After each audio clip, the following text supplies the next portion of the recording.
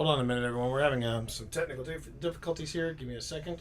Okay, that sounds fine. Man. Okay, let's see here. We're just gonna let the stream go, but just give me a second, everyone.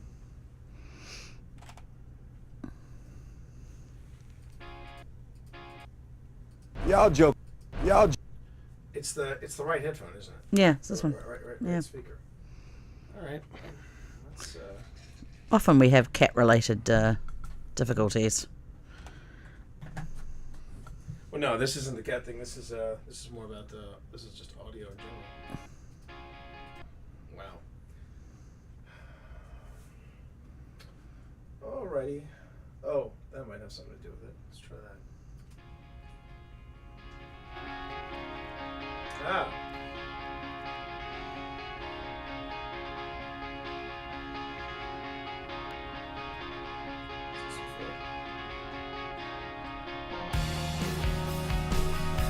We got it. Moving forward. Be with you in a sec.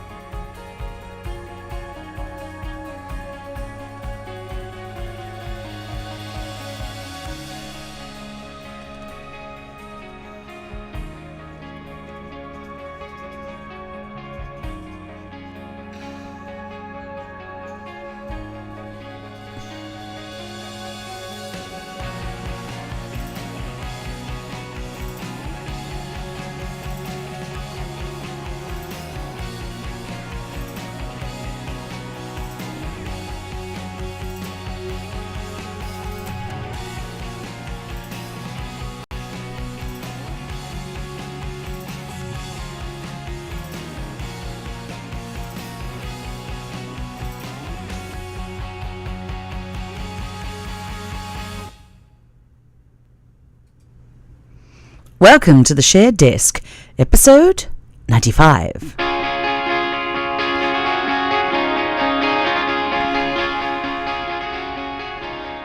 That was a bit of a scary introduction. I don't know what was going on with the board. But No. Little jiggery here, a little pokery there, and I think we got it going. I think we did. I think we do. Hey, everybody. It is a special, well, not really a special, but it is special because it's Mother's Day. It's a mother of a show. It's the Shared Desk. I am your host, T. Morris. Hingle McCringleberry. Penn State University. That was my previous career in all-star football. And sitting across from me, I'm Pip Valentine.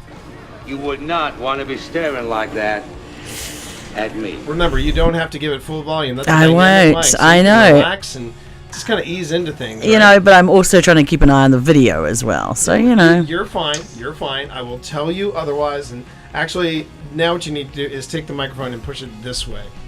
This way? This way. As in, I didn't say that way. I said this way.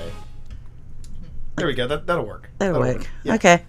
We're also juggling two cats on this desk, so I'm just going to say. we were coming in. We were going to do a nice little tech run, and then the gamer cat that you all know, Benedict, and the other cat that you don't normally see all the time, Sebastian. He's the 17-pounder. He isn't the lap desk. He is a lap. And he takes over the entire desk. He just went on ahead and just said, "Yeah, I'm here and I'm settling in for the show." What Thank you you. going and to do about it? Nothing. Right, and it's kind of ridiculous. You are coming in hot as usual, Hot. but I think I've just come to the conclusion I have to swipe out that mic and do something softer because you're too hot for that mic. Can I get a hell yeah? I also say that because it is Mother's Day and I'm trying to stay on Pip's good side. Pip, have you enjoyed today's Mother's Day? I liked my burger. There you go. That's all that matters. So long as I'm keeping it cooking in the kitchen, I think that's what matters. Okay, so we are here. We got the tech stuff worked out. I think Pip is not too overly modulated. Of course, It could happen. famous last words. I'll fix it in post. Yep. Good luck, Guardian. Thank you. But right now for the shared desk, we're gonna talk about a topic that we're both kind of struggling with right now. Yeah. It's a topic near and dear to both our hearts. It's basically what happens when you're writing you're writing characters that are difficult. Yes. We're going to talk about characters that are Hard to get a handle on. hard to get a handle on. That's a good way to Yeah. put it. As you both know, and if you haven't watched the shared desk or you haven't listened to the shared desk, we are both currently working on works in progress. I'm in the editorial phase. Pip is in the First draft. first draft phase. So I'm going to kick it off with Pip first. What is it about this particular work and these characters that you're having a difficult with? Well, I'm writing. This is Ride or Die, so it's two older ladies. One of them is super easy to write. She is the snappy, fast talking. You know, she's always got she's like Lady Grantham in Downton Abbey. Okay. Ooh, She's nice always pull. so she's always got like something snappy and witty and funny to say. Okay. I think she's kind of like, I would say, Puck in Chasing the Bard was super easy for me to write because he always had that witty comeback. He was right. fun and fast. So she's not difficult at all to write. In contrast, I have her sister, who is Cora, and she is a quieter, more gentle soul. She is kinder. She is, but slower to react to things, I guess you would say.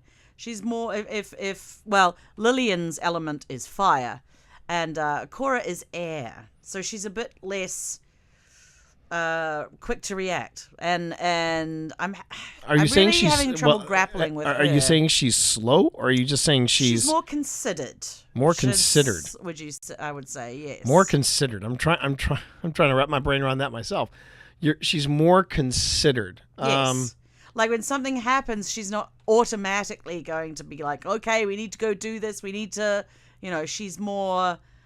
Let's think about this. There might be another way that maybe doesn't involve explosions and people dying. Right. So, I then would you say then that the tricky bit about this character, she is more analytical. She's it's almost like from what it sounds like you're describing Spock. From the previous show, we were talking about we were talking about Star Trek Discovery. We were talking about Spock. She's more She's got that consider. Sit back and think about and look at and see all the different. She's analytical. Analytical, yes. So why does that give you pause? Because I'm not. Shoot. I'm thinking that's probably what it is. Jeez. Maybe for right. Oh my God, I am surrounded by idiots. I could have told you that. Well, I think the the truth of the matter is that we always put some part of ourselves into our characters, and when we find a character that has the thing that we enjoy about ourselves, you know, I like a witty banter. Well, yeah, I know you do, but I mean, this is more about writing outside of your comfort zone. Yes. And not necessarily having every character be a Mary Sue. Yes. Well, you were talking about it and you pointed it out. It's like, if you have characters that are like the witty, the one-liners, they're popping them off, you end up with Friends. Yeah. You wind up with an episode of Friends. And maybe, you know, for the first season, that's and cool. I'm not talking about Friends in the early days. I'm talking about Friends post Ross. I take the Rachel. You know, they all start to, because everyone's kind of jostling to be, you know, the funniest, getting the wittiest, the best one-liner, quickest, all of that sort of thing. Right. And there's no like subtlety in the variations of characters. And I think I want Cora to be the foil for her sister. Okay. And because that shows, you know, it's like the fire and ice kind of thing. You know, they complement each other, but they also, you can tell when you're looking at the two sisters, it's like contrast, you know, they contrast and show different aspects of each other. And I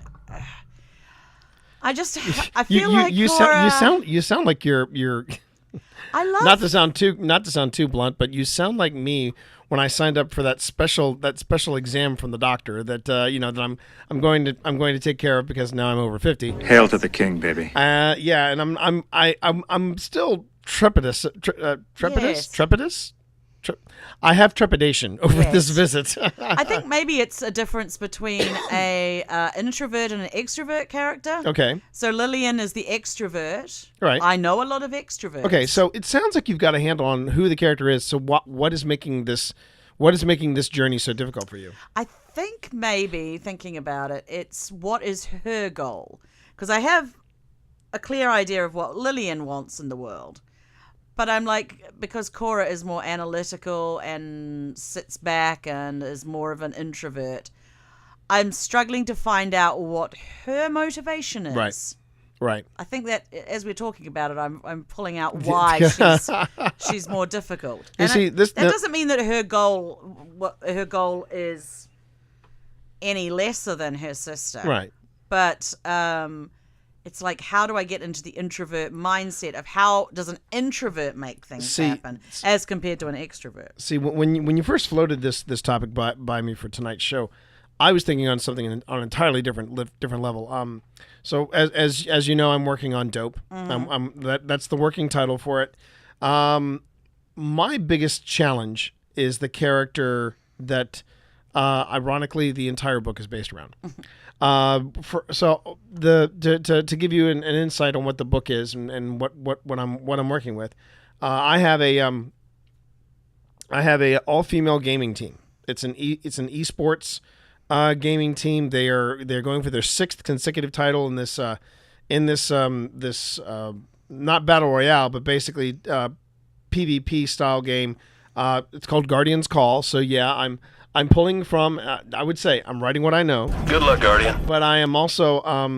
But I'm basing the story around well, not necessarily the rise, but the fall. The more or less the fall from grace of Lance Armstrong. But I decided I wanted to bring in female gamers and have it be from a female gamer perspective thing. Mm-hmm. I got some great ammunition. Friend of my stream. A friend from Happy Hour from the Tower. Her name is Lulu.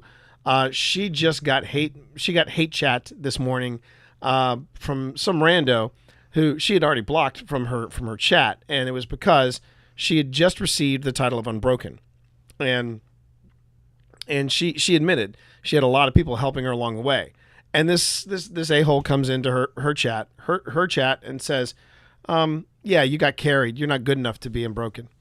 And, just some rando dude with a KDR that is far lower than hers.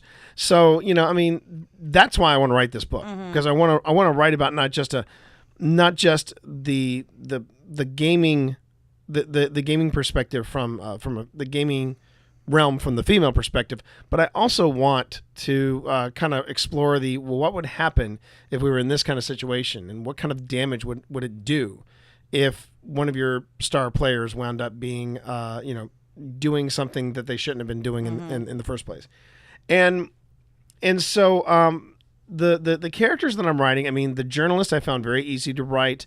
The player who winds up being the whistleblower, I found her easy to write. It's the Lance Armstrong character. Her name is Lauren Armitage. Lauren is really difficult for me to write because I have to get into the mind of for the lack of a better term, a sociopath. Yeah. I have to basically try and get into the headspace of someone that only not just a sociopath, but a narcissist. Mm-hmm. And I find narcissists repugnant to begin with. Yes. But you add in that sociopath angle, and it gets even worse, because now not only is it all about you, but then you have to basically take the shortcomings that you've done, or the shortcomings that you have perpetuated, and you've got to shine that onto somebody else and make them feel like it's their fault that this happened. Yeah.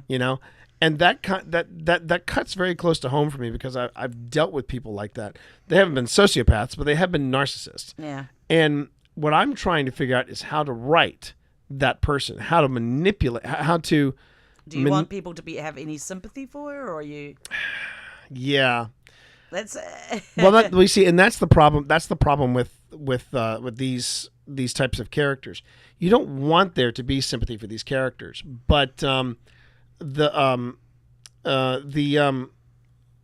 the same time that you don't want sympathy for that character, you need to make the character sympathetic. Yeah. It's a bit like the way villains are written.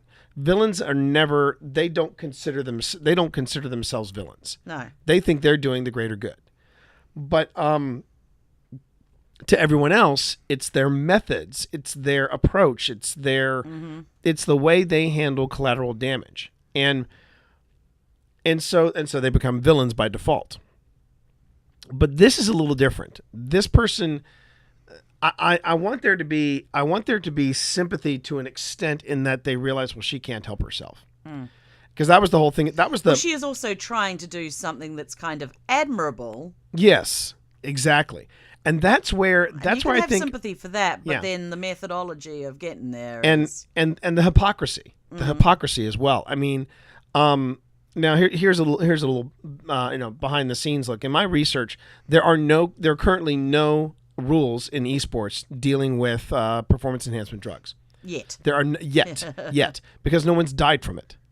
Yet. And yet, I mean, the people that are coming out, and we're talking, people talk about how, NFL and baseball and all these other sports burn people out in a very early age. If you're getting into professional esports at 30, that's considered ancient. You're Methuselah. Yeah, pretty much. Now, there are people that have made that jump, and there are people who are successfully making that jump. But there's some people that have been coming out of esports, and they have been railing against. They're basically saying it is not encouraged, but, and I do touch on this in the book. There are people that suddenly have these, they've never been diagnosed with their life, then suddenly start playing esports, like, oh yeah, I've got ADHD. So then they give you this, they give you some medication that is not necessarily illegal, provided you've got ADHD, and it increases your reflexes. And then you take something, you take a, and then this, and when you also get, ADHD, they didn't say, oh yeah, my hyperactivity is acting up. They give you something to calm you down.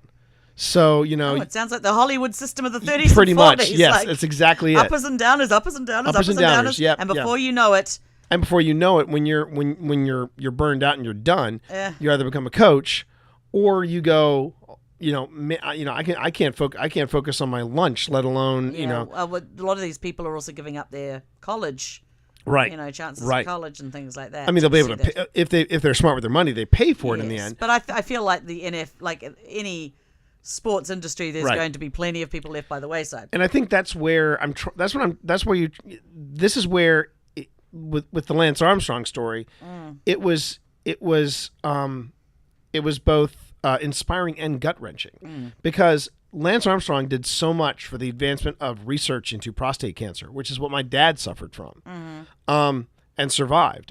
There was, he became the face of, Live Strong. Yes. Oh my he was an unstoppable juggernaut.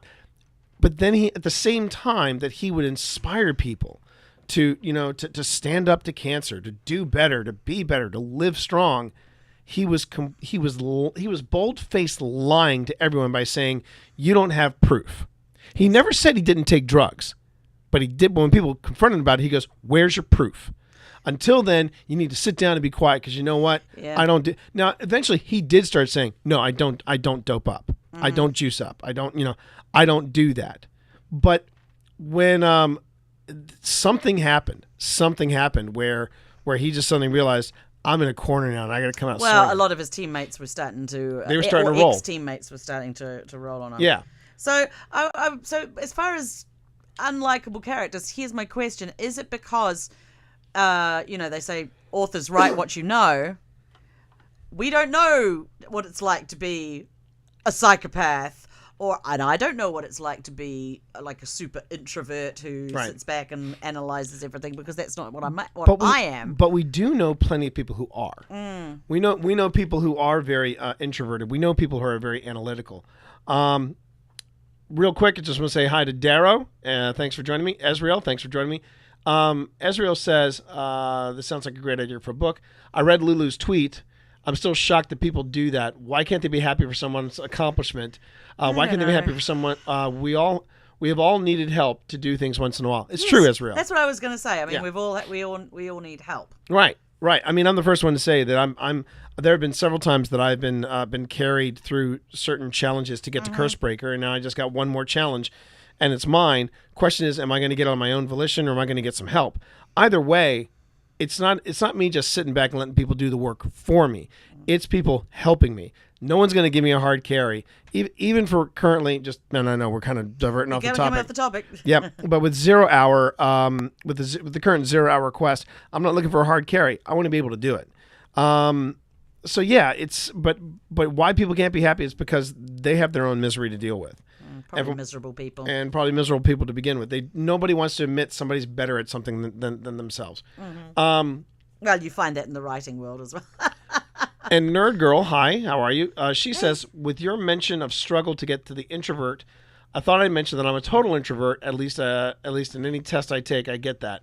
If you need insight, I'm more than willing to let you pick my brain. Thank you, Nerd Girl. We appreciate that. But again, it's we know plenty of introverts that we could pull stories from. Yeah, pull stories from introverts. It's tricky. Well, I know that's kind of an oxymoron right there. Yeah, well put. Yeah. That one's on me. But I will say this: it's easier to keep a character like that relatable, to relate to a character like that, versus when I have to write in the in the headspace of someone that is a narcissist and slightly sociopathic. And then to complicate it even more, the characters around her have to have a reason to stick around. I mean, and part of the reason why people stuck around with Lance Armstrong for as long as they did, because he was winning and he was Lance Armstrong. I'm not ready to play that card yet. I'm trying to keep it where and part of the big big oomph of this story is that I have the girl that is a central character and is the one that has the evidence and knows what's going on with the performance enhancement drugs. She's Lauren's best friend.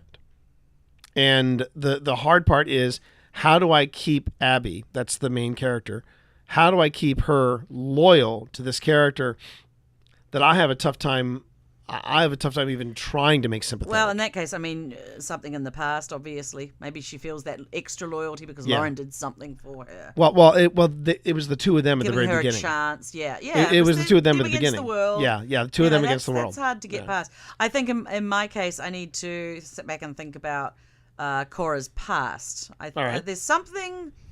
There's some little nugget I could just feel somewhere at the edge of my beginning understanding that something has happened to her that has changed how she looks at the world, and she's less carefree. She's less invested in the immediacy of things, and she's like, maybe something did happen and she was a little bit too rushed, and now she's trying to be analytical about it. But now, what about something like what about something like a character that you are not feeling comfortable with writing? Isn't this part of the writer's challenge, though? Isn't this part of our Yes. job, is to write out of our comfort Well, circles? let's face it, we all like to write the easy characters, Yeah. the quick characters, the ones that it just flows. But I just want to give enough contrast of different kinds of people in a book. I don't want it all to be just one level. I want to have Right. I don't want to have just, Rocky Road ice cream all the time. There's got to be some vanilla or some chocolate peppermint. I know you don't like chocolate peppermint. Just stay away from that Neapolitan crap. I'm sorry. That is ice cream that I'm sorry. For people who can't decide what they cannot make up their damn minds. Y'all jokers must be crazy. No, I stand by that. Neapolitan Rocky ice cream. Road is good. Oh, yeah, Come on. Everyone loves a little Rocky Rocky Road. Road. Unless you got a nut allergy, then that's entirely. Okay, hang on a minute. Oh no, finish your tweet. That's fine. Just give us a second. Yeah, I mean the thing is though, when you're writing, and you were talking about this right now, what it seems to be the big thing for New York are your own stories. Own stories. I find that a little. Sorry, I find it a little boring. Yeah. Because then that means that pretty much every story that's heading towards New York is kind of centered around some sort of Mary Sue kind of theme to it. Yeah. This is the way I think it's a version of write what you know, which is the big thing that everybody says to writers is write what you know. And I mean, I kind of like it and I don't like it. Right. Like you, I'm like, look, we can't write about characters who are us all the time. Otherwise, how boring would that be? Right. And that's where it gets complicated for me as well, because while I can say I try to make my characters as diverse as possible, at the same time, the three main leads, they're all Caucasians, and Yes. it's just I'm like, I can make one of them redhead. That's about as edgy as I can get.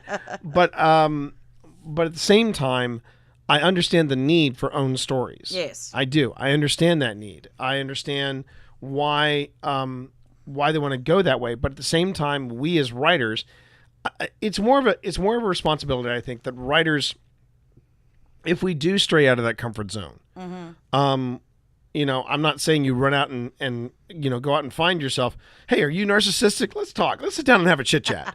I think it's more about, we need to make sure that we're doing the right amount of homework. Yeah. Now, this is where it gets complicated for me, because I want to make. Oh, you've know a lot of narcissists. We watch the ID channel. Yeah. The ID channel is full of narcissists. That's true. And That I've been saying for a long time that sociopaths and that the ID channel is a fodder, and a fodder for writers. We watched that documentary about the woman who had the blood thing. Inventor. Oh, she was. This is my real voice. I'm Steve Jobs. And I'm not blinking in eyes, and I'm wearing clothes like Steve Jobs, but I have boobies. I kid you not. I kid you not, Chad. It's on Netflix. It's called The Inventor. Yes. And while I cannot remember the woman's name, It's on HBO. Oh, it was an HBO documentary. I'm sorry, you're right. It's an HBO documentary. But it was that inventor who came up with the idea that with just a little droplet of blood, She could do all these. she could do over tests. 100 to 200 different tests, and it was all going to be happening in this machine. And That's a masterclass in narcissism and Yeah. sociopathy. No, Darrow, that wasn't Game of Thrones. No, it's not Game of Thrones. No, it's Who not. knows It's not. what happens with that? That's 9 o'clock tonight. That's but a for different. Me, but for me, I'm different thinking, narcissism altogether I'm too. thinking like, what movies could I watch to sort of get into the headspace of a true introvert? How about Welcome to Marwen? That would be a good one. Sure. Donnie Darko. Donnie Darko, yeah, and then you get the sociopath stuck in there just a little bit. A little bit of that. Actually, that's not sociopath. That's schizophrenia, I think, where you get the guy in the with the ears and everything like that. I don't think Cora's going to see a bunny man. No, I don't I'm think just I don't saying. think any of us need to see a bunny man, to be honest with you. But I think maybe I need to watch a few things, get into the headspace, and just sit down with a notebook and think about what her past was and what's holding But is that the real problem though with that character is that you can't feel sympathy or you can't get into the Well, because she's holding it all back, it's very hard to show that. But I am writing from her point of view. Have you thought about this So then? 'Cause that's really the only way to get into an introvert's head is to write from their point of view. Otherwise, if you're doing it from outside them. one of the reasons I know that one of the reasons and Nerd Girl, if you want to chime in with this, please feel free because I know you're sitting in chat.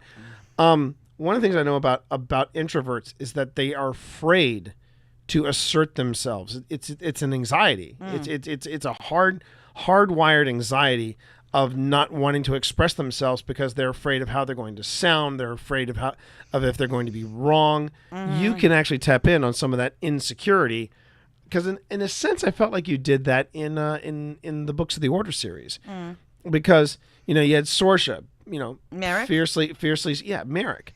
Merrick was he was very much an introvert yeah, but I came to love. Oh, I came to love writing for Merrick. Nerd Girl suggests Amile. Oh yes. Oh, I love that. Okay. I will. Okay. That's a good idea. Oh, and there's another one she suggests, and thank you, Nerd Girl. She suggests The Perks of Being a Wallflower.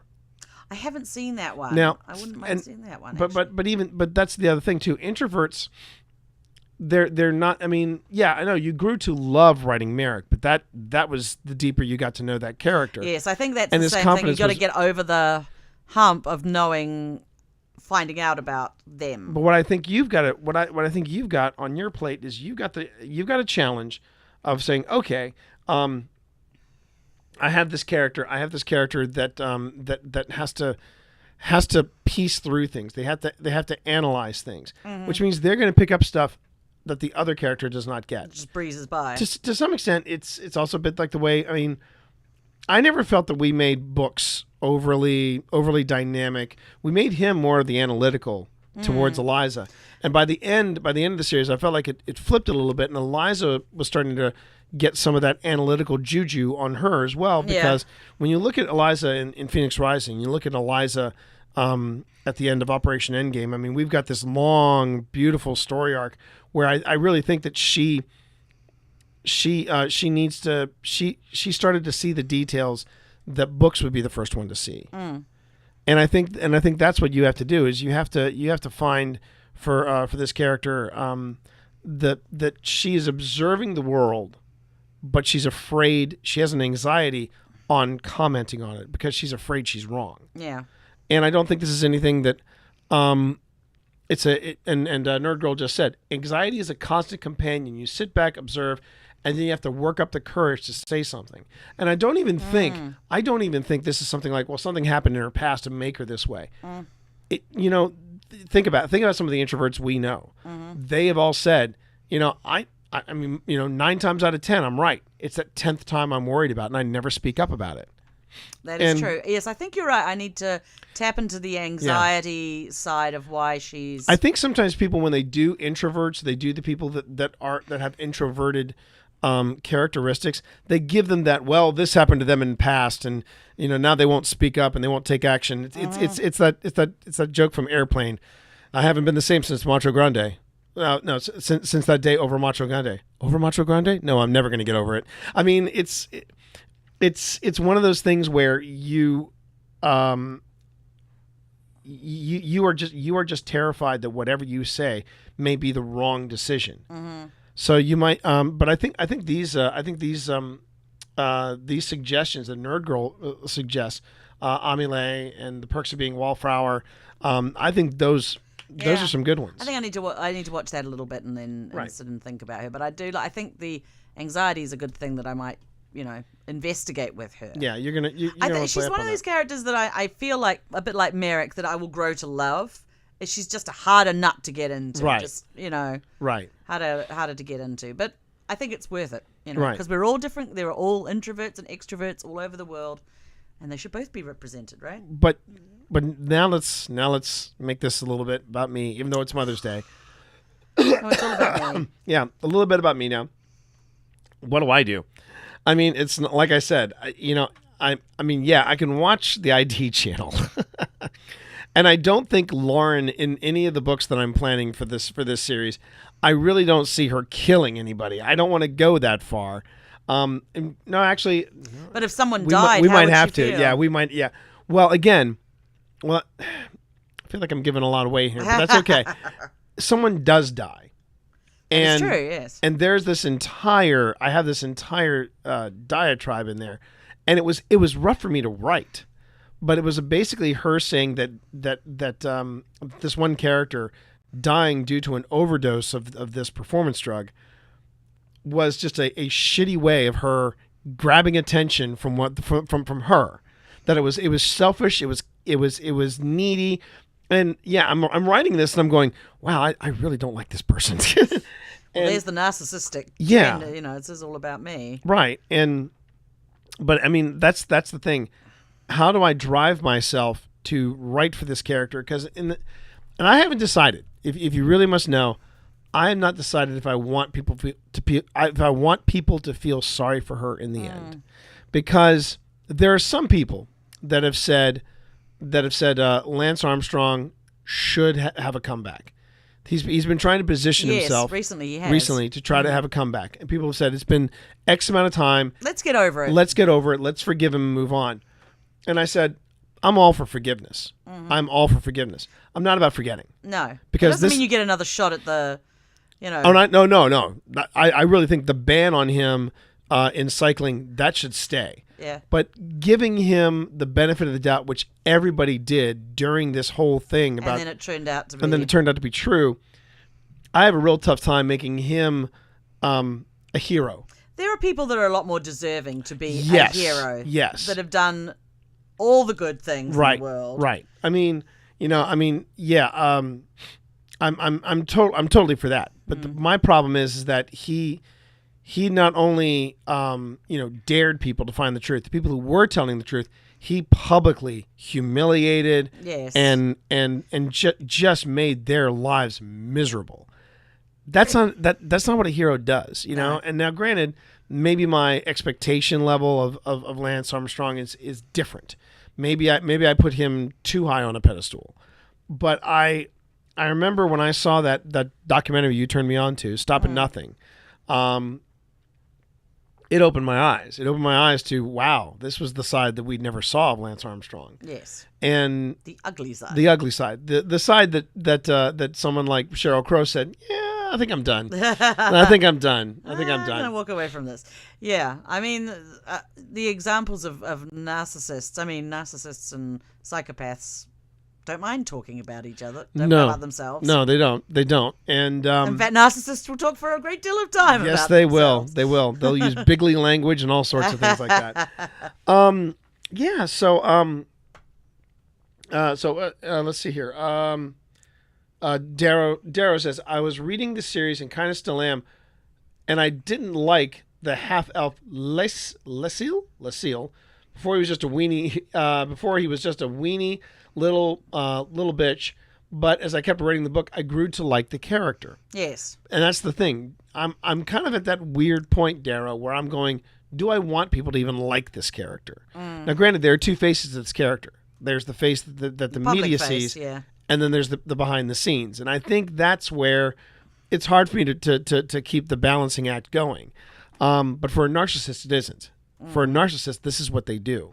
I don't think maybe you're not going to be able to get people to like her, but they could be fascinated with her. With that Which I think- mindset. Yeah, and Yeah. they could also see what her goal as being noble, but she's doing a really shitty job of getting There's there. that. Now, Nerd Girl brings up a good one. American Psycho is a great movie for a charming psychopath. Here's the thing, though. I didn't find Patrick Bateman charming in any way, shape, or form. What did you find? How did you find him? I found him. I found him a little nauseating because I knew people like that. I knew not people that were chopping up people to while Huey Lewis and the News blared in the background. But I'm talking about people that they were always looking for the angle. They always had that T, you are destined for better things, and they were always trying to sell me something, and I'm just like, I had it, and my term for these guys were slicky boys. Yeah. Slick-y boys, BOYZ. I remember the worst one I had was I mentioned to this guy who was acquiring. He was acquiring the place that I was doing this. I was doing consulting at, and he was going to acquire it, and I'm like, oh, okay. And he, he's getting to know him, and he goes, and just to use Bateman's voice because I think it works, he goes, so what do you do? I mean, is there anything you enjoy? Is there anything you like? And I go, well, I'm a bit of a cigar man, I like a good Avo or something like that. That's what I do to. That's what he said. What do you do to relax? And I mentioned that I smoke cigars. During lunch hour, he went to you know where I'm going with this. He went to the mall that was connected with our office building, and he was like, yeah, I was down at lunch and I came across this cigar place. I thought you'd like these. And I'm looking at these cigars and I'm like, you are as transparent as cling foil. What the hell, man? I took the cigars, don't get me wrong. But the thing, if you want to be a dumbass and get me cigars, then I'm going to then I'm fine, but that doesn't mean I like and my instincts were right about this guy. He wound up signing me up to teach courses in C++. And I said, dude, I don't know C++. And he said, well, you'll have a textbook there. Just read from that. I was like, oh, I'm done. I'm out. I'm out. See ya. So my thing with American Psycho is that he was not. I don't think he was charming. He had a lot of surface features that people liked. He was rich. He dressed nicely. He had the good things. Right. But was he really a charmer? What, Patrick Bateman? Yeah. He did manage to. After some heavy medicating, he would get women up to his. Yes, that's not charming. No, that's not charming. That's psychopathic. That's psychopathic. Now, I think those women were attracted to the things, the material possessions. And that was what American Psycho was. Yes. It was a statement. It wasn't necessarily. He was a bit of a kind of a slicky con man kind of. But tell me something, Pip. Do you like hearing those in the news? Oh my gosh. And the whole thing with the business cards. I mean, oh my God, that business card scene is perfection. Because that was really what at its core, and then to make it even scarier was when he comes fully unhinged at the end of the movie. Everybody's covering for him because you're one of us. We take care of our own, and it's like, that's a great movie, and it ages well. It ages well. Nerd Girl actually brings up one, and so does Darrow. The latest Ted Bundy movie. Oh my gosh, I just finished watching. We just finished watching that. Now that you mention it, we just finished watching that. You watched it with me, right? Yeah. And that was truly. He did charm people. He was charming. We were railing about this. The judge at he said it's a terrible waste. You're such a terrible waste. I would have loved to have had you. Never mind all the women he'd killed. Yeah, he was the terrible waste. And he was the terrible waste. And it's just a shame. It would have been an honor having you practice law. I'm like, dude. If I was one of the family members of I would have the victims, sued, I'd be like, sued oh my gosh, that judge really? for something, or at least just taking him out at the kneecaps, just something like that. But he was definitely a charming person because he managed to take two girls from a crowded national park. Yeah. In broad daylight, and nobody noticed. And that's the thing. So there were people that were upset that they were playing the pretty boy angle with Zac Efron. I'm like, no. Ted Bundy was for his day. He was a handsome dude. Mm-hmm. He was a really handsome dude, and he knew how to work people. And he was charming. The only time he came across a little bit as a douche was when that one guy that was played by James Hetfield. Yes, that James Hetfield from Metallica. Yeah. He had the indictment. Yes.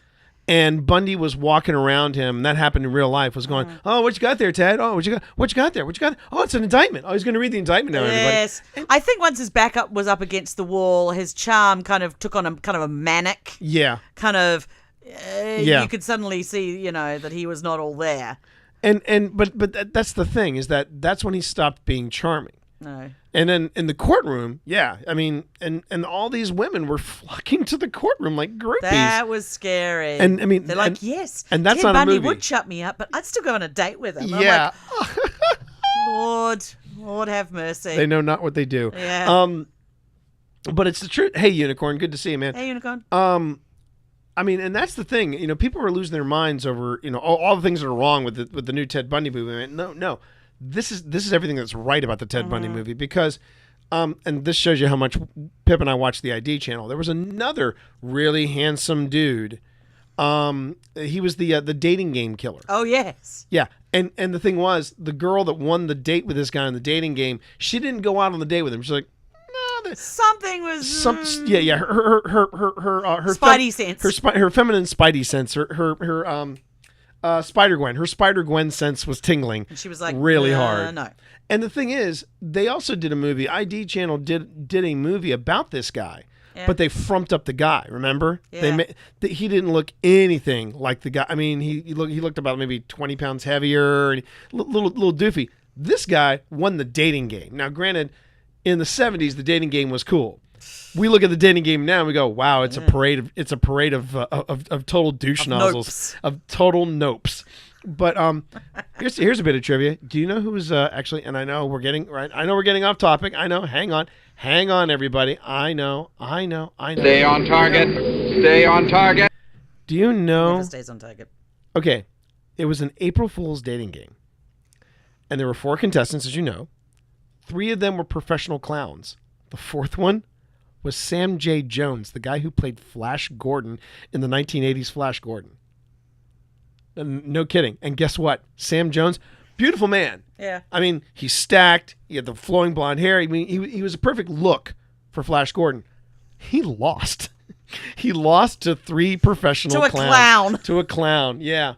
But anyway, but going back to it, I think you're right. The new Ted Bundy film, it's Shockingly evil, something, And horrifically vile, and something vile, yeah. something. I think it's a great example because when his back was to the wall, he was becoming unhinged. And the last few recordings where he suddenly said, "Okay, I'll tell you where everybody is," and it was a ploy. Yeah. It was a ploy to keep himself alive, and that time it didn't work. Not narcissistic. No. But so I think I think those sort of things should be. People are like, "Well, you're glamorizing them." No, they were attractive people, Yeah. and people who think a serial killer looks like sort of a gap-toothed, weird-looking Exactly. dude, like. They all don't look like They Leatherface. don't look like Leatherface. No, they don't look like you know Leatherface. who Leatherface is when he's They look coming like through. Patrick Bateman. Yes. I mean, there's that. Yes. Monkey says it. Extremely wicked, shockingly evil, and vile. Yes. Which was one of the things that the judge did say to him yeah. after he had said, "Yeah, it was a real shame, such a waste." Oh, It's like, son. dude. Yeah. All right. So yes, I think we both need to get into some. We both got some challenges ahead. We both got some challenges ahead. We can make it. Yeah, absolutely.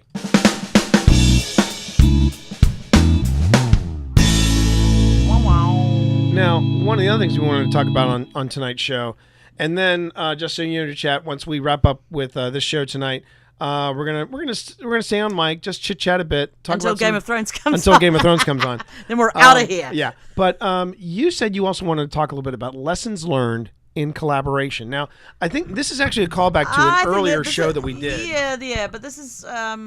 This is lessons learned. I don't want to linger on it for too long. No, we're not going to linger on it for too long. I figured But 5-10 I would minutes. definitely, after we're wrapping up the Sea King's Daughters, which we did last year, me and 5 other wonderful female writers. And who were those writers? Piper J. Drake, Katie Roberts, Lauren Harris, Osa Maria Bradley, And you. and me. Oh, and Dr. Stacia Kelly. Anastasia, that's right. Yes, right. Hey, Danny, how are you? Good to see you.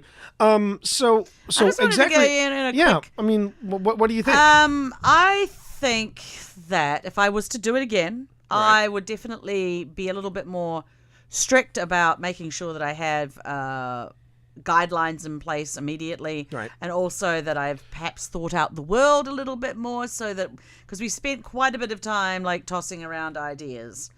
I feel like if I had like a sandbox of my own thoughts and ideas of what it was going to be like and what the rules were going to be, that would have probably saved a certain amount of time. I also feel like I would have got people to sign on for more marketing. Right. So let's talk a little bit about this for anybody that now. Granted, we have a link in the show notes to the show where we were talking about the Sea King's Daughters, and I think we actually talked about creating a sandbox and working with others and things like that. Open collaboration with and that's what happened. So Pip and these 5 very talented ladies all got together and they created this series of novellas called The Sea King's Daughters, and they're all mermaids in different parts of the country. World. Parts of the world. Right, absolutely right. Now, so you're saying that now. So let's talk first about the whole thing about the collaboration. What brought this collaboration about?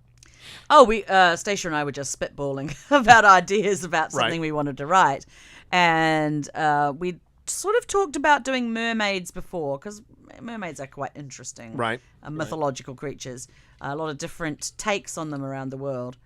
So we'd just been spitballing about it, and we just thought, hey, it'd just be a fun project. Right. And I think that's probably when we started off with hey, it'll be a fun project. Maybe should have nailed the wheels on a little tighter at the beginning. And how would you have done that? I probably would have created some sort of Google Doc where this is where the story is going to go. These are the things we kind of need. Right. These are the parameters. These are what they can do. This is what they can't do.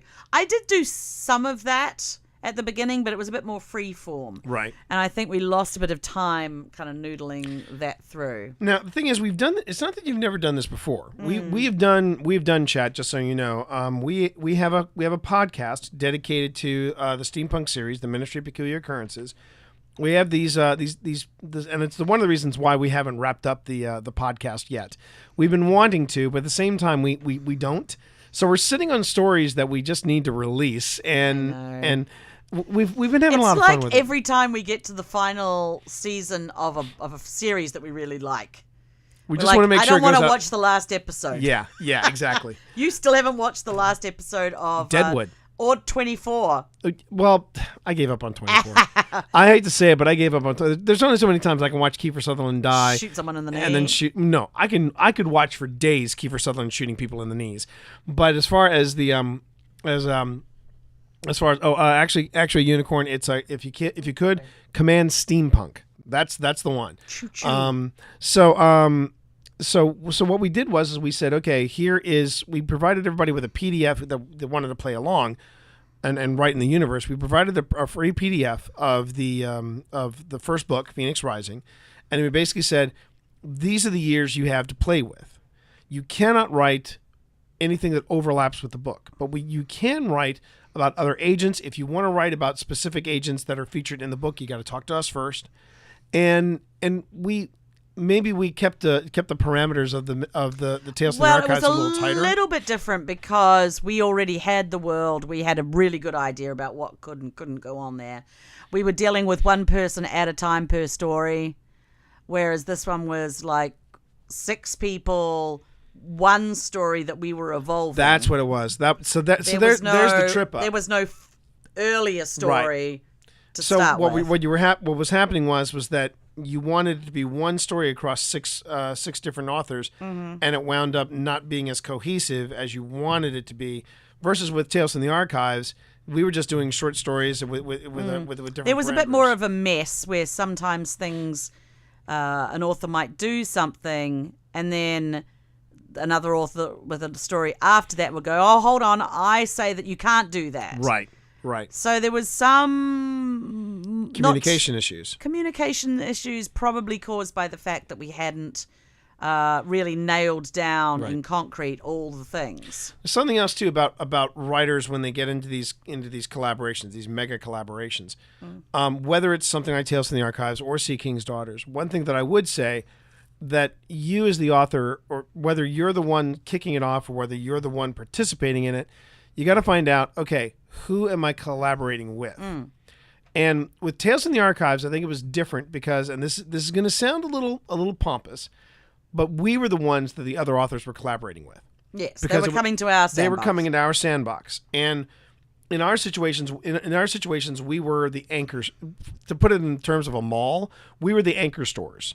We were the Bloomingdales and the Macy's. Then they're putting all the other stuff, in the video arcade and Phil's case. We're putting it all in they built the mall around us. Yes. With Sea King's Daughters, we were constructing a sandbox together. yeah, and that's a different And I think kettle that of was a fish little altogether. bit. Oh yes, thanks for the nice fish metaphor and about mermaids. But I mean, I still loved working with these writers, and I still love the series. And I'm not sure. I think some of the people might go off because we agreed at the beginning that if you wanted to take your mermaid daughter off and do it like Right. a novel or whatever Oh, sure, about it, sure, by all means. then go do that. Right. That's fine. So some people, I think, Osa is thinking about possibly. Oh, that's cool. Doing That's a cool. series. So And you see that's something else that you as a if you're an author coming up and you want to participate in something like this, you got to find out who the anchors are. There's a mutual friend of ours who wanted to start up her own shared universe, kind of like Ministry and kind of like the Sea King's Daughters. The problem was she didn't have any anchors. yes, And when you're doing a shared world like that, I think it's important that the people that are in charge of the of the world are the anchors. So in this case, it was you, and you were able to attract some wonderful people. yes, But I think when it's your universe and your rules, I think making sure everyone is if you're doing one storyline, you also need to get ahead of time during the editing process. Things like, well, no, we can't do this. Wait, you Yes. want to do if you want to establish this as canon, let's talk about it first and let's see what this Yes, would or yes. wouldn't work. So we had to sometimes. So do a so few you're saying a tweaks. story Bible might be might have been valuable for that. Yeah. I mean, ideally, like the Ministry, it would have been wonderful if I'd written like a novel about my mermaid in DC, right. And then people came along and wrote novellas about different Which her is what sisters. we did with Yes, with that Tales. I mean, that sets up a whole lot of stuff that you Right. then can build on. Right. Whereas constructing your own sandbox is tricky Especially when you've got with six people. with 6 people, all of them powerhouses in their own way. Yes. Monkey just said that he didn't realize that we had opened up the Ministry universe like that, and he remembered Phil's story. Yes. I'll give you another quick trivia about that. Not only were we encouraging other authors to run with their own works, but we also talked with other people that were like, well, I'd like to write with this person's character. Is that okay? Yes, we had a couple of Sunadasi picked up Phil Rossi's character. yes, and Dan Dan Rabbits. Rabbits? Dan Rabbits picked up who was Grant Stone. Grant Stone's characters, and we wound up talking to both of those guys and going, yeah, we're going to take those characters and Stick make them in a and novel. stick them in another novel. And we had a really good time. And it was funny because we were, I can't remember how it happened, but I told Grant and Dan, I said, I think I finally figured out who your characters were. Lachlan and Barry. Lachlan was the third Doctor. He was John Pertwee. He was John Pertwee. But Barry was Matt Smith. And the two of them were like, oh my God, T, you nailed it. So that was fun. It was a great cross-pollination, just a lot of fun experience. And I also enjoyed the Sea King's Daughters. But if I was going to do it again, I would possibly spend like another 6 months at the beginning, me prepping a bit more. Right. And also sorting out requirements for marketing. Like So let's talk about that. How would you want to do that? Well, I would probably say, okay, we need to chip in a little bit of money to do some Facebook ads, some Amazon ads, something like Right. that. If people were really crazy, I would say we could do a book bub. Ooh. But that's a significant portion of money. But Yeah. But if you're splitting the cost between 6 authors, it becomes a little more affordable. yes, it does. All So, I would do that. But I would also say, I mean, romance authors are very good at organizing groups of writers. Yeah, they are. And they're like, behind the scenes, they create usually like a Facebook group Mm-hmm. or whatever, and say, okay, so on this day, everybody's going to post on Instagram about this. On this day, everyone's going to do a Facebook post Right. about this. So they kind of pool their resources Mm-hmm. in a pretty neat fashion. Well, we'll actually put a link in the show. It's about the Sea King's Daughters if you want to take a look at that. Yes. But you're saying that you would do it again, right? I would totally do it again. It was supposed to be something fun, and it was fun. Good. And it was a learning experience, and people seemed to enjoy writing the stories. It was a fun little novella experience. Well, we'll see what happens next.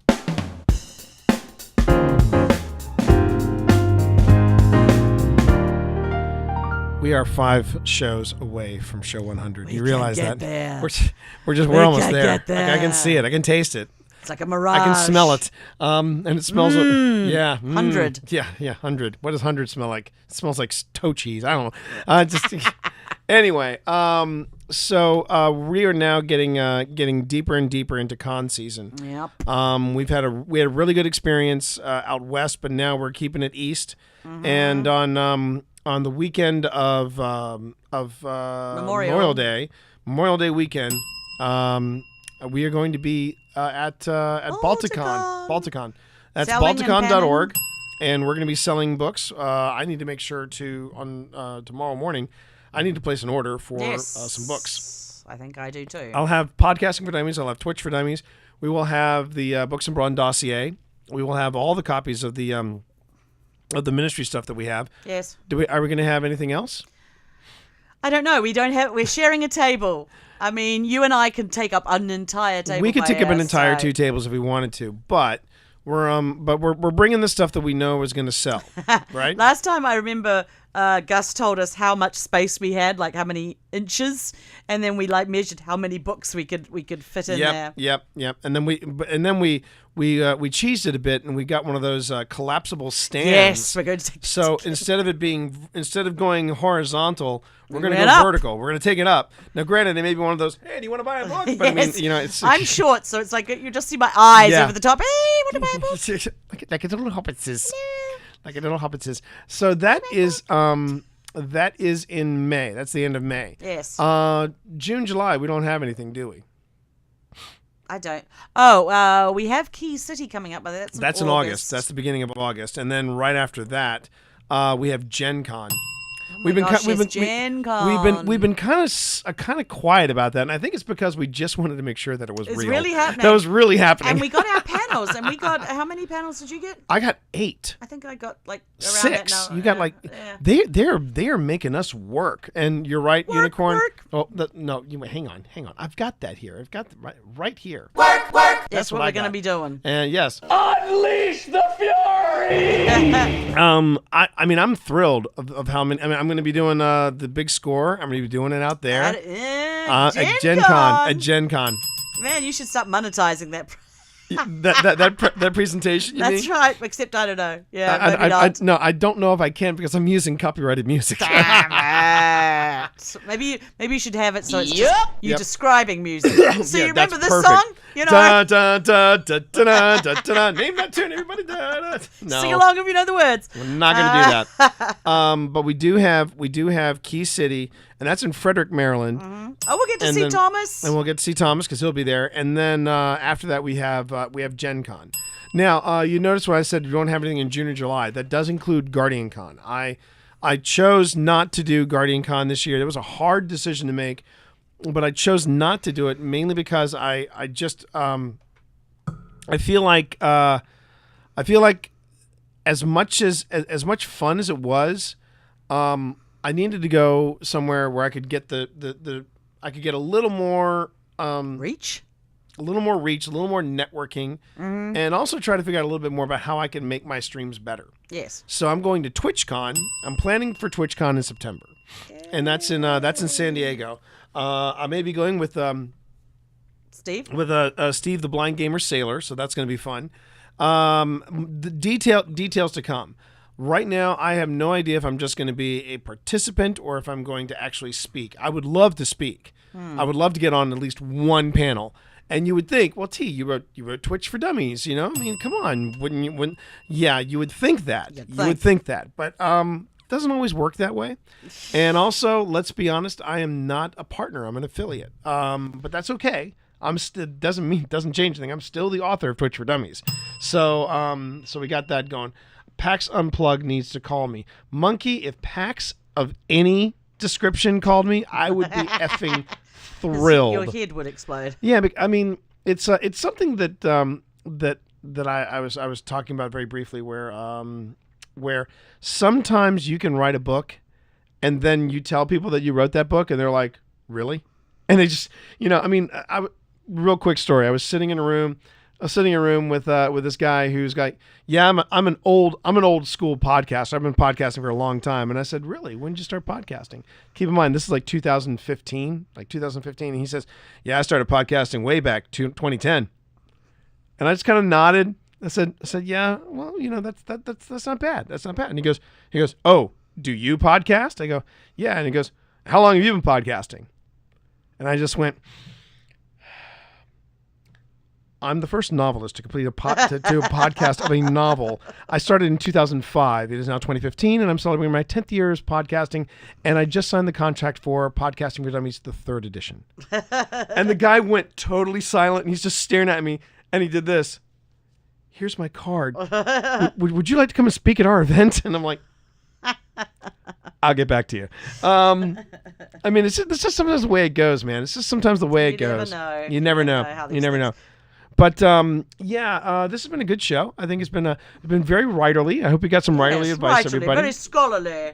Very, very scholarly. But remember, if you have anything that you want us to cover in the show, we'll be back in about 2 weeks. And if not, we'll be doing another show. We will do another show. We could do a show from Balticon. We could do a little live recording from Balticon. Yeah, and we would be able to stream it. It won't have this setup, but we could still stream it. There'd be something. We can MacGyver something. Yeah, we'll think of something. But anyway, if you want us to address something in future shows, by all means, drop us a voicemail at 703-791-1701, or you can just drop me a line at t@tmorris.com or pip@pjballantyne.com. And, of course, you can find us online. I'm trying to get my blogging back to where it was. I've given up. There we go. I just gave up. That's the writerly spirit for you. I'm still on Twitter and Facebook and Instagram and all that stuff. But. Yeah, and you can also find her on the occasional Philippa's Freaky Friday where she smashes. Smash things Boy. good. But yeah, it's tmorris.com, and for you it's pjballantyne.com. And you can reach the Patreon to that website. Yes, patreon.com/pjballantyne. There you go. You can also follow that link. So everybody, thank you so much. Stick around for the after show banter where we just kind of talk off the cuff about anything, and we get to focus a little harder onto chat. But thanks everybody for watching. Thanks for listening. Remember, the Shared Desk is protected by a non-commercial, no derivative, share-alike United States 3.0 license. And you can find out more about that license at creativecommons.org. You got anything to say, baby? Nope. Just looking forward to the con season. It's going to be a good time. Hope to see some of you there. So until next time, enjoy the ride. Catch you later.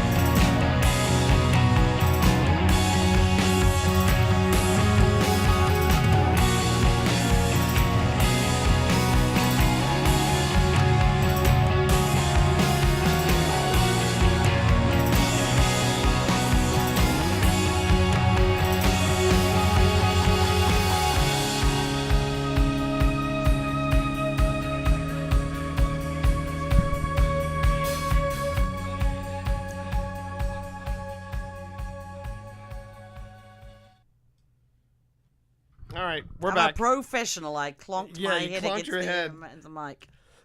Damn you, Mike. All right. So what are we gonna shoot the breeze about? What? Wow. There's just okay. So this is the part. This is the part of the stream where we just kick back and just shoot the breeze for a bit, kill some time before 9 o'clock because. What time is it? It's 10 after 8. So it's gonna be a short after show. Yeah. But I tell you what. Are you nervous about tonight's episode? I am kind of nervous about Game of Thrones. Yeah. Go ahead.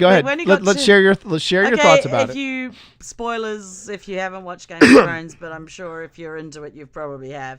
I have an epic rant prepared about how women are not allowed to be angry. She says she's given up, chat. She says she's given up on her blog, but a rant would easily. Blog You would drop that blog like it's hot. Yes, I would. All right, so give a little backdrop. What exactly do you mean about this? Well, particular thing? they've built up Daenerys, and she's had some problems. She's had some instances, which is, honestly, if you know anything about history, even the good kings and queens, they always had problems. Yeah. There's always something they did. They murdered. It just happens when you're a king Just or happens. queen. However, the way they're going with Daenerys, The way they're I'm leaning- terribly afraid. Yeah, they're suddenly playing up this angle that she's gonna flip out. She's gonna flip Because the women table. be crazy. Well, that's not necessarily untrue. but Yeah. I'm glad I don't have dragons then. yeah, I know. But that's the thing. I'm like, You have good okay, taste. You have she good is taste in stuff. perfectly justified to be angry. Yeah. The things that have been happening.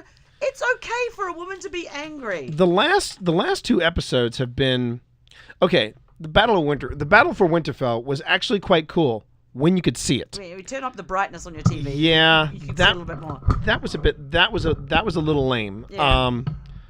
Okay, yeah. Now Darrow is right. Cersei is one crazy bitch as well. That's true. Yes. That's true. But I feel like 2 crazy queens might be too many crazy queens. And that's what we're taking umbrage with, Darrow. Is it just feels like out of the blue suddenly they're making her feel unhinged. Yeah. There was this one shot that John really, ends up on the Iron Throne. that would suck. We were talking about That that because the would whole suck. idea of Game of Thrones, according to George R. Martin, is that he is subverting tropes. He is doing different things. He killed off Ned Stark after all, right? Yeah. So the idea that he would be subverting tropes and doing things and all this is going on, and then suddenly, it's the one true dude is suddenly the chosen one. As Get those crazy bitches off. Yeah, as and- Varys said, cocks matter when it comes to the throne. I'm like, wow, we're back to this again? I'm sorry, honey, if you're talking about like drawing from history, Queen Elizabeth the First. Thank you. The best queen, one of the best rulers that England ever had. Yeah. Did not have a cock. Nope. And she managed just fine. And she beat the Spanish Armada. Yes. And she didn't have dragons. And she manipulated and maneuvered all the people in her Cersei, court. now Cersei's descent into madness has been a slow burn, Yes. and I think that's cool. It just feels like they're kind of rushing to do the same thing with Daenerys. Now they still have tonight and next week's Yeah, episode. we're not calling it yet, but We're if, not calling if we it get yet. to the last season and that's what last episode I mean- and that's what happens, I may and I yeah. may go crazy. Yeah. Ah. Okay. Can we agree? Can we at least agree that if this does happen, it's not as bad of an ending as Penny Dreadful season 3? But we've been committed longer to Game That's of true. Thrones. We've been committed. We've slogged through some of the seasons where there Yeah. seemed to be no hope. Everyone was dying. It was all awful, and we still persevered. Right. And if we get to the end to find out the chosen one is put on the throne, And it's Jon Snow. First off, Jon. Okay, there are a couple of things that people have brought up that I would agree. There was this meme that I actually shared. It's one of those rare times where I share memes on my Facebook. I try to be very picky about the memes that I share.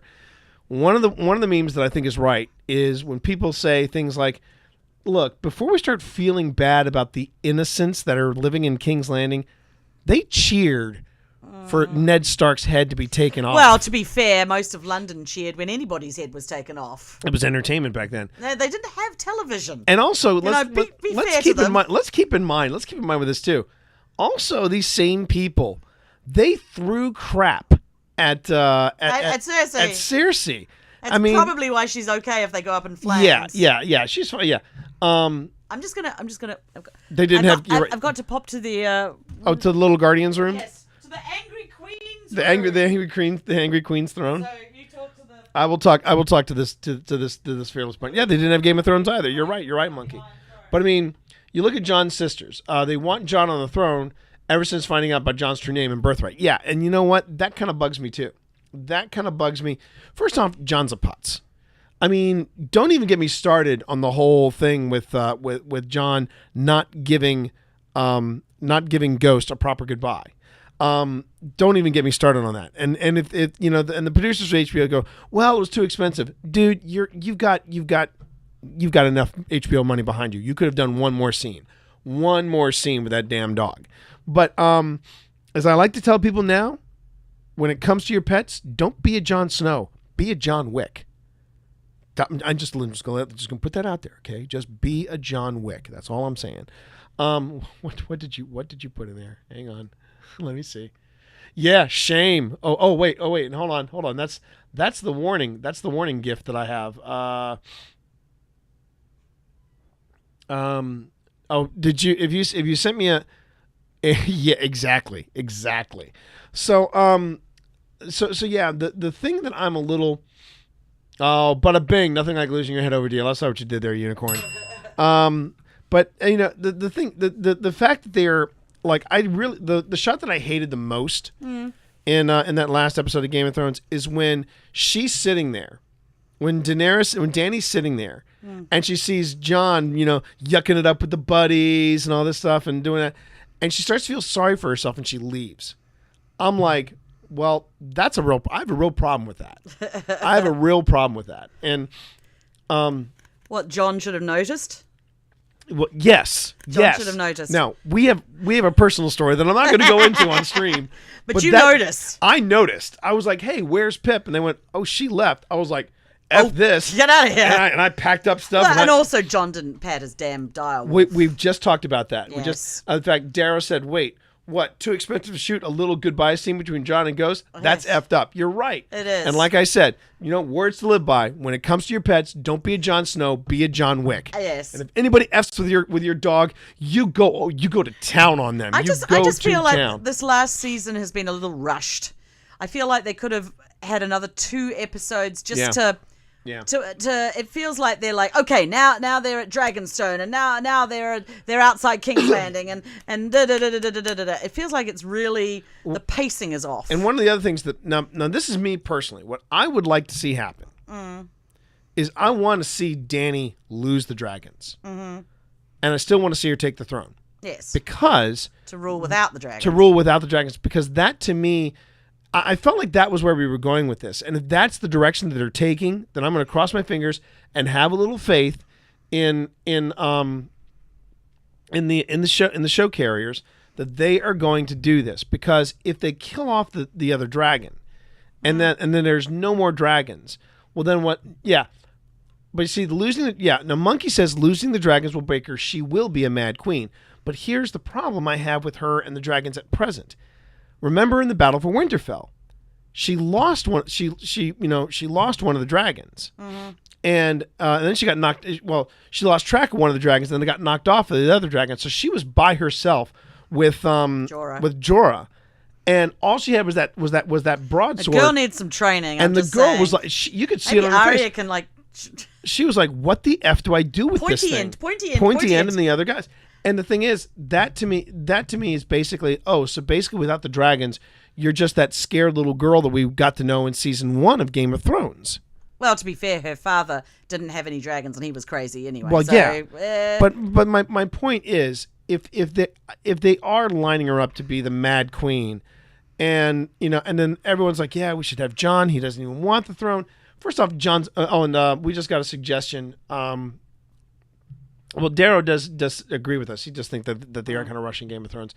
But Nerd says she says we should be checking out a podcast called Winter is Crappening.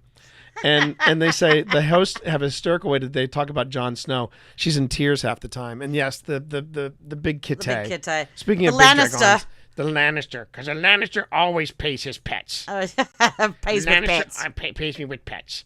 The Lannister always pays with pets. You see his fluffy tail in the camera. No, but there's the head, and he's just like, ah. Now I will tell you something else too. True confession, chat. So Pip is doing some research. Well, now we got cat butt. You almost said on the bell. She's doing a research on fascist states. Yes.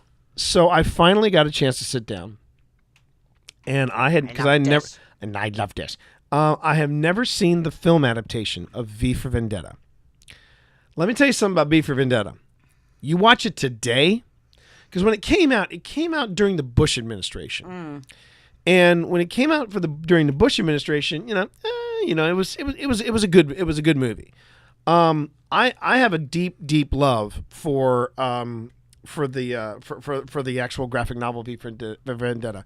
And after we finished watching it, I reread it, and I realized, okay, the cuts and the streamlines that they made make a lot of sense.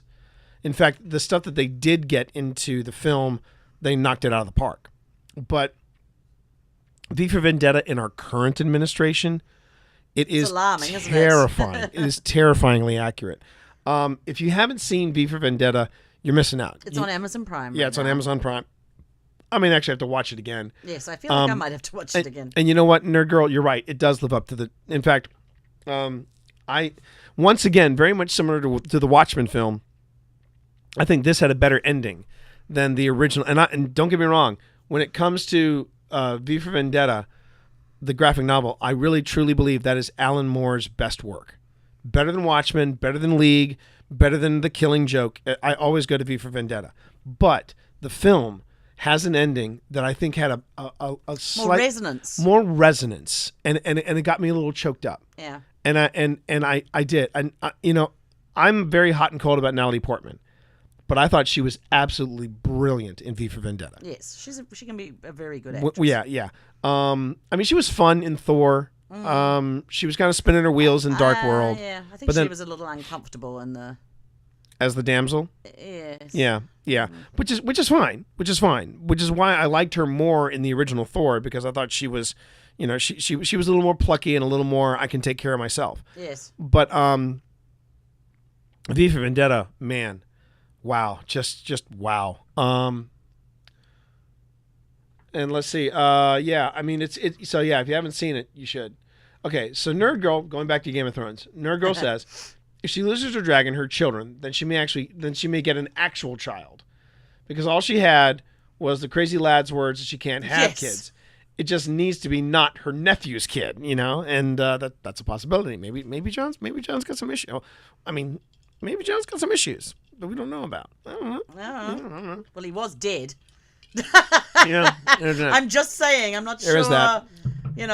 Can dead people have children? Yeah, but I mean, but yeah. So yeah, we saw V for Vendetta, and yeah, I think we need to have a rewatch of that again. Yeah, I need to watch it again. And man, you talk about. I'm tempted to watch 1984 as well. I can't sit through that. That's a terrifying movie. It's a terrifying ass movie. But I feel like I need to watch it. And do you see the yes, the connection? Yes, John Hurt. Yeah, John Hurt is in both. In 1984, he's the guy fighting against the Big Brother. Big Brother. And in V, he is Big Brother. Yeah. Oh my God. It's quite clever. Darrow says, "Well, we all have issues that not everyone knows about." And he's true. That is very true. So yeah, so chat. Thanks everybody for joining with us. We're just doing a quick little after show banter. Kicking around and killing some time before Game of Thrones. Before judging. Judging. Well, now here's the thing though. The reason I have faith in the showrunners of Game of Thrones is because God, they better stick the landing. Sorry. Because also last week, amidst my getting sick and all that stuff, and the last time we did a podcast, we did see somebody stick the landing. The Russo brothers. That is true. Stuck the landing hard with Avengers Endgame.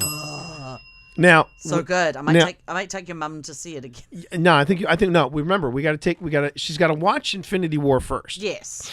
And then you can take her to see Endgame. Okay. I'll get a good supply of Micah and we'll watch. Yeah, there you go. And we are not going to make the bold assumption that everybody in chat has seen. No. Has seen Endgame, but I will tell you this. So much goodness. Let's see. I'm kind of sick of. Nerd Girl just said I'm kind of sick of current politicians using dystopian novels and media as guides instead of warnings that need to be heeded. Preach, yes, Nerd Girl. I think they haven't worked out that it was like, don't do this. Yeah. Don't do this or this will happen. I mean, it's bad. There's a line that John Hurt has as the Chancellor, and that's the other thing. They call him Chancellor. And he says something like, we need the people to be afraid. We need them to feel fear. Yes. We need them to know that they need us. And yes. God, John Hurt was such a powerhouse. Which is directly out of the real life. Dictator's playbook. And on top of that, in the original V for Vendetta, which was written in '85, there's a line where they basically say that the leader. They don't call him Chancellor. They just say he's the leader. And he said the leader says that every day we must remember that England prevails and we will once again make Britain great again. And I read that and I was like, oh my God. I mean, 85, kids, 85. It's a timeless way to drive people apart, rather than have them.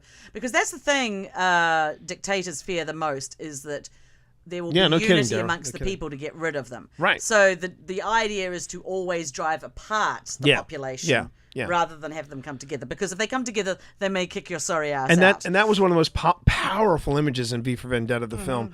When, because, see, and this is one of the changes that I'm sure Alan Moore freaked out about because he's off his meds. But Alan Moore freaked out about because in the graphic novel, he sent out love poetry to everybody in the country. In the movie, he sent them a mask, a hat, and robes, which I was like, okay, that makes sense. And turns up on the street. And then when everybody showed up on the streets with those masks, and you see the guys going, with the guns going, what do we do? What do we do? You know what I was thinking when that happened? The fall of the Berlin Wall. Yeah. It really happened because everybody turned up and was like, we're going to tear this wall down. Yeah, we're we're done. And we're done. What could the soldiers in the army do? They were just like, okay. If people are willing to risk death, there are more of them than you. Yeah, so, yeah. You'll run out of bullets before you run out of targets. Yes. Speaking of Soviet Russia, Chernobyl. Oh yes, we saw the started first watching episode. that. Wow. Bleak as hell. Bleak as F. Really good stuff though. I mean, that's the thing that I love about with Amazon Prime with HBO. There's some really good programming coming out. There's some content is in amazing. Soviet Russia. This is Monkey. In Soviet Russia, reactor explodes you. Oh, it's yeah. Because I remember the fingerman scene where they killed the little girl for wearing the mask. Yes. Yeah, Daryl. That's a power. And the thing was, that little girl, she was in the crowd. She was in the crowd at the end, which made me go, huh? But so were all the people that have been killed. I think, right. Yeah. Stephen Fry shows up at the end. Spoiler. Yes. But the other thing though too is Darrow was, if you remember, that was the little girl in the she was in the graphic novel. She was the glasses. With round glasses. That's what made her that. And yeah, I could talk about. I'm like, how did I miss this film? How did I miss this film? And I think it was because this film was made way too early. Yeah. If it had been made and released today, it would have given Endgame a run for the money. Yes. But yeah, Hugo Weaving. Oh my god. Oh my god. Here we go. We were about to talk about Endgame, and now we're talking about V for Vendetta again. But that's the thing. Hugo Weaving kills it in this movie. He is behind a mask the whole you never see his face time. Hugo Weaving's a handsome man. Yes. But holy cow, he was killing it. He was killing it. All he had was his beautiful, beautiful voice. Yeah. And gestures. And gestures. And his physical acting. And gestures. I just really enjoyed it when he said, by the time you reload your guns. No, I will have killed you all before you have time to reload your guns. Yes. And they unload all those bullets, and then he looks up and he goes, my turn. And then there's one guy, he happened to get the clip in, he turns around, and is like, brutal. Too slow. Yes, great movie. Nerd Girl, how does an actor emote that much with just his voice and body language? Well, I can answer that. Being an actor, I have an answer for that. Your first name's got to be Hugo. Last name's got to be Weaving. Done. His voice has got so much range and timbre, and he can pack so much emotion into it. The only problem is that when he says, "Welcome to Riverdale, Mr. Baggins," I was waiting for him to go, "We've been watching you for some time Here's the now. bloop. You live in the Shire. You have a friend named Samwise go to the Gamgee, Green Dragon. and you help your landlady take out her garbage." I think that was a good. Now, a lot of people knew him from Priscilla, Queen of the Desert, but I think that was his breakout role. Yes. Because you got to think about it, and you talk about a great year to be Hugo Weaving. In the same year that The Matrix came out, if I remember correctly, wasn't it 99 when the first Lord of the Rings movie dropped? Yes, I think so. Yeah. I think so. The scene with all the V words gets played a few times for me when I watch that movie. Oh, yes. Yeah. He also had a wonderful turn of phrase with language, and You're talking about the character yeah, V? V. Had a wonderful grasp of the language. And going back to what we were talking about in the podcast. See, there's a character that how do you I would love to know how you make a character like that relatable. Well, in that because case, it's definitely hinged on what happened to him. Yes, that's true. That is true. And that whole, but that there's just this there's almost like this dark, delightful glee. Yes. That Hugo Weaving brought to that character. Now, granted, that glee was in the actual graphic novel itself, but I mean, yeah, wow. We do need to do a rewatch of that soon, very soon. Just not tonight, because tonight is Game of Thrones. Not tonight, chat. But going back to Endgame, one thing I will say, and I'll try to keep it spoiler free in case if there's anybody. Oh, Robin Bobbin. Hey, Robin Bobbin. Hey. Hi, how are you? I just wanted to say real quick, if you haven't seen Endgame, just go on ahead and throw something in chat now to let me know. Okay, yes. Just say haven't seen it, or just say haven't seen it. And if you haven't seen it, we'll keep it spoiler free. Mm-hmm. But I will say this: they stuck the landing on that. They did. I would argue that Endgame is the perfect Marvel movie. It is not my favorite of the Marvel movies. It's up there. But it's up there. And no, it's solid number 2. Yeah. And but it's number 1. Also directed by the Russo brothers, Winter Soldier. And the reason I rank Winter Soldier above Endgame is that it was the perfect Marvel movie. It was absolutely a delight to watch. It was so much damn fun to go on. But Winter Soldier was more than just a Marvel movie. It was a good spy movie. Mm-hmm. Terrific spy thriller. I loved watching, because I would never associate Cap with spy work. Yes. But then when you think about it, that's what he was doing. He was doing off the book. Even during World War II, he was doing, for lack of a better term, Black Ops. So you're saying that you liked Endgame better than Thor Ragnarok? Yes, I am. I hate to break that to you, baby. Oh, that's it. Divorce time. It's been great. It's been great. You've been watching the last episode of The Shared Desk, everybody. But no, in fact, and also it's it still has one of my favorite moments of any Marvel movie, Winter Soldier, is when Cap is in the elevator going down, and all the guys are slowly getting on, and Cap sees right through it. He looks around and he goes, "Before we get started, does anybody want to get off?" And I'm just like, "Oh, baby, it's gonna get real now." But that whole scene, all right, I haven't seen anybody mention. So we're going to assume that you get it.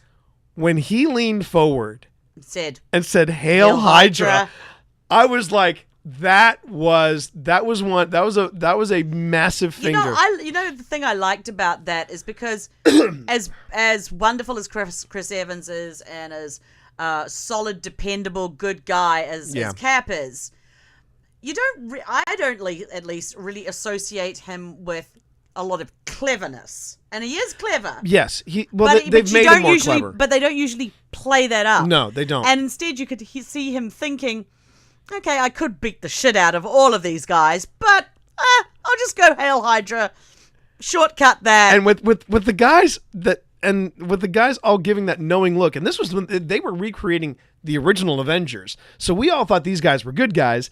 And when he said "Hail Hydra," and they all shared the look, like, "Oh, check it out." But that was a nice little nod to the whole hullabaloo that happened with Cap saying "Hail Hydra" with the comic books. Massive FU to all the people who freaked out about that. Yes, I thought that was brilliant. And I did like the whole I can do this all day. Yeah, I know. America's ass. America's ass. That's America's ass right there. They did. This was such a terrific ride. It was America's ass. And I tell you, everybody had their choked up little everyone moments. got a little moment. For me, it was Steve and Peggy having that dance in their living room. Steve and Peggy having the dance in the living room. It's got to be on a kiss side me time. once and kiss me twice and let me love again. I was like, oh my God. I sang that song all week when I wasn't coughing. I would sing that song to myself. Oh, really? There's a little Kite looking at us like, aren't you supposed to be getting ready for Game of Thrones and not making so much noise? He's looking at me like, Yeah, he is. He's got a gamer cat. He's kind of looking at us like. But no, there was so much to like about. of course. Now, one criticism. Mm-hmm. The only criticism I have. Oh, Tony hugging Peter. Yeah, that was a good moment. And what didn't he say something like, "Oh, this is nice." Yes, he was like, well, for him, it hadn't been, Oh yeah. Now for Darrow, his was the. Oh my God. Robin said there was a woman behind us in the theater who cried the whole way through. I could see it. I could see it. But for Darrow, it was. But I wouldn't be able to see what I was doing if I was crying all the way through. But for Darrow, it was when Tony Stark's message to his daughter and Pepper. That was a good moment. That was a good moment. Yeah. And the whole. I mean, that was the thing. Is that one thing that I got the biggest kick out of, but I was a little critical of it, was the time travel. Well, now look, we've written time travel. We've written time travel, so we can talk about it. And it is always there's always a hole. There's always a hole. Always some bit where you're like, hold on, how did that?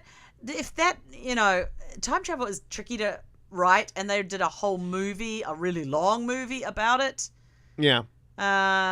So yeah, there were some holes. Thank you, Easter. And they definitely created some parallel some little hiccups, yeah. some little hiccups. But but if thing you're was, talking about a multiverse, then yeah, and that's the thing. It was so solid of a film. I'm like, okay, you know what? I'm gonna look this over. Yeah, I'm gonna overlook this because come on, But yeah, the whole. But Captain Marvel with Thor's hammer, no. Oh my God! Wow. Talk about a nerdgasm of a moment. When he summoned lightning from it, he wasn't just hitting people with it. Yeah. He was summoning But the fact that he lightning went with it. Avengers and the hammer came back to him and he said, "Assemble." I'm like, sploosh.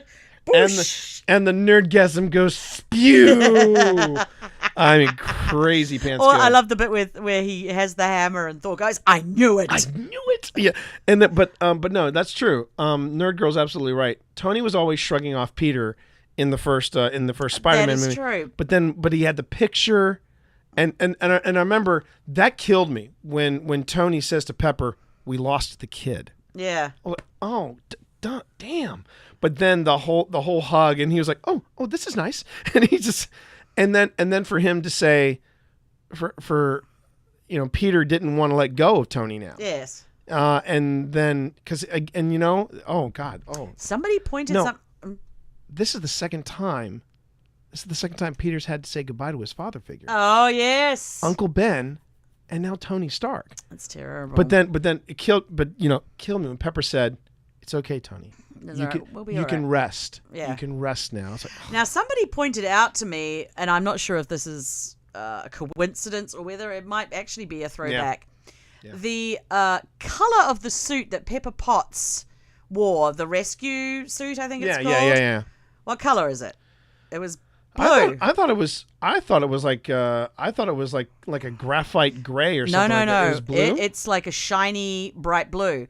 And we just watched the original Iron Man again. What was she wearing where he walks up to her and he says, "I like the dress." She's wearing that backless dress. Yeah. And it's a shiny blue. blue. Oh, I missed that. And I'm not sure. Somebody was like pointing that out, and I wasn't sure if it was a deliberate throwback or it was just. Look, there were so many little nods. So this is what we did, chat. Right after we saw, well, not right after, but the night after we saw Endgame, we went back to the very beginning and we watched Iron Man. Iron Man, yeah. And we watched Iron Man. That movie still holds up. It's just so hard to believe. Yeah. So hard to That was believe the that was beginning of it. over 10 years ago. Now, granted, Robert Downey Jr. looks a little smoother, but I mean, you think about his arc. And that's the thing. When I still remember when we saw the trailer for Iron Man, and I'm like, oh, this is going to be good. The thing is, we didn't know how good any of this stuff was going to be. And or how it was going to and they I had mean, so, it's still they had going so- on. The I mean, MCU yeah. has not come to an end. And they still had but it's given a nice roundness to it. yeah, but they still have a great callback You know, John Favreau, happy, is sitting with the. Yeah. Oh, and- yes, your and dad liked hamburgers. Yeah. No, she said, I want a cheeseburger. And he goes, cheeseburger. your dad liked cheeseburgers. Remember, that was the first. He said I want to have a press conference, but first I got to go get a cheeseburger. I mean, yeah, and that was another good one too. Nerd Girl also points out, you know, PTSD Thor. Yes. I mean, Still worthy. and yeah, that's a great meme too. Just because you suffer from depression doesn't make you less worthy. And they show that picture of Thor holding the hammer. Yeah. Yay! But the other thing I thought was kind of cool was they brought back Rene Russo. Yes. I mean, so many people they brought back. I thought they were going to give him a scene with Jane, but the fact that they made it a scene between him and Freya, Yes. I've always Well, she was the one that, because, like she said, she was brought up by witches, so she could sense a lot of different things. Yeah. So that made her quite a good choice to have a heart to and heart with. what a great line, Thor, have a salad. It's like, Your mum would say that. Mum would say that. Absolutely, absolutely. Your mum would definitely say that. So there were some lovely callbacks. There were some fantastic gems. We finally got to hear the words "Avengers Assemble," but that, yeah, for me, what broke me was seeing Cap and Peggy dance again, or no, finally get a dance, because they never had a dance. never had a dance, and I liked that. I liked that touch. I'm like, because and the thing was that when they said, "Well, I can't get Cap back. I can't get him back," and then they turned around He was right there. and he was right there. I'm like, oh, he did it. That was my first But thought. that was a little bit of a Robin- wibbly wobbly timey wimey thing there. I was okay with it. I was Yes. okay with it. Because if he'd actually been in that, he would have wiped out Agent Carter. He would have presumably taken out Hydra and changed the timeline anyway. So Well, whatever it is, they did it, they did it. and I'm good with it. Maybe he jumped across from a splinter universe. Ma- I don't know. Maybe he had the map with the that the dwarves were running around with in Time Bandits. Who knows? Who cares? Cap and Peggy got together. That's all I care about. What was I about to say? There was something I was. But Robin says Happy Mother's Day. Oh, thank you. It was. We did have a nice Mother's Day. We had a good weekend. A lot of you who know me from the stream and know me from Destiny and stuff, I still have not gotten I still haven't done 0 Hour, so I still don't have Outbreak perfected. I want it.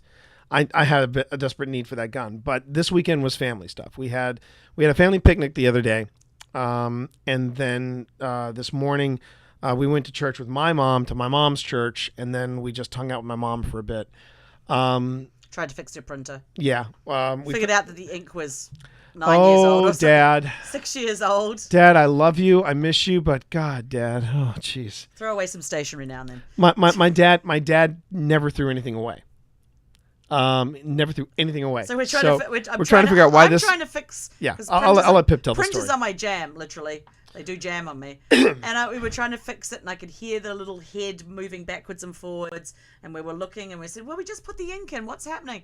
Then I picked up the box, and the box on the outside said best before 10th of August to 2013. Yeah. Do the math, chat. Best before. That was some old ink. Before 2013, chat. And Unicorn also extends a happy Mother's Day. Thank to you, Unicorn. Yeah. We're actually going to have a proper Mother's Day outing because my mom was like, it's going to be too crowded wherever we go. Yes. So, She's a big fan of Greek food. yeah, I never knew that about my mom. Never knew that about my mom. And I think what it is, and I don't mean to. My mom basically went with the flow. She wanted to make sure Dad was happy. Yes. Um, And your dad was a man of very relatively plain yeah, tastes. simple, plain tastes. Give him a burger. Yeah. He didn't mind fancy food like Yes. in Malone's, but it still wasn't his preferred fare. And this is I've never heard my dad say, "Hey, let's go out and eat Greek." But I mean, when my mom said, "Oh yeah, I love Greek food," we were like, "What?" So there's that. But the fluffy pita bread. Acer just said, "Math done." Still unintelligible. No, it is the science of my dad. God rest his soul. It is the science of my dad. I can't get rid of this, son. I'll need it one day. It's like Dad, that cartridge is 5 years old. But if I need it one day, it's like, all right, Dad. All right. More likely you'll put it in and it'll irritate you for at least an hour as you can't work out why. And then when I read it to him, Dad's like, "Well, that's stupid." Your mum texted me and said, "Yeah, I went and got a new cartridge. Works fine." Works fine. Oh my god. So yeah, so we've been and throughout all this, like we've been saying, we've also been I've got the edits going for my new novel.